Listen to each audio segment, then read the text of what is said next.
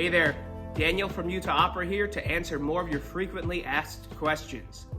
This video's question is, how did you become an opera singer?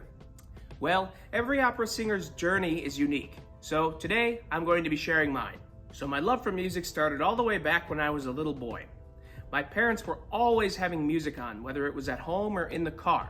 They had a vast collection of CDs spanning from rock and Motown to classical composition and film scores. And you can bet, because I was curious, I'd listen to all of it on my boombox. Fast forward to around 2008-2009, I got my first bass guitar. I learned how to play this instrument and eventually went on to form a band that played all around the Chicagoland area, where I grew up. My friends and I were into some heavy music and played as fast and as loud as we possibly could. Eventually 2010 rolled around and I began high school. Some of my friends got me to join the choir, but I was confused. Why wasn't this music loud or fast? Regardless, I stuck with choir, where I sang baritone. Eventually, some people got me to audition for the school musical, Into the Woods, and to my shock, I got cast as one of the princes. After that musical's successful performance, my choir director sent me to the school's voice teacher, where I began taking voice lessons. Now remember, at this time I still thought I was a baritone with no low notes. But my voice teacher saw potential in me and thought that I might possibly be a tenor who just hadn't figured out his high notes yet. In our lessons, we did exercises to help improve vocal technique as well as work through art songs that I had learned. But then, finally, after 6 months of these lessons, I had my eureka moment. It was late at night, and I was sitting on my bed working on a class project for my history course. I was listening to the song Fly By Night by one of my favorite bands, Rush. Suddenly, I got tired and yawned, like this. Then it occurred to me, maybe, like Geddy Lee from Rush, I could push that note higher that I was yawning, like this. Oh, maybe that'll work. I kept trying it again.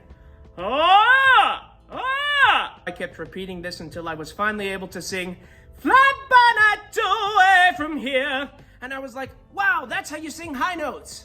I brought this newfound discovery to my voice teacher, and I've been a tenor ever since. After a while, I was able to turn those rock and roll high notes from ah into ah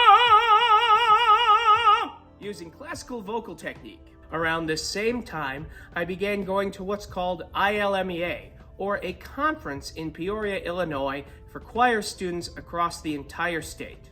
You had to audition to get in, and my last year, I got into the honors choir, and from those singers is picked the singer of the national anthem at the Illinois State Basketball Championship, and I was offered an audition.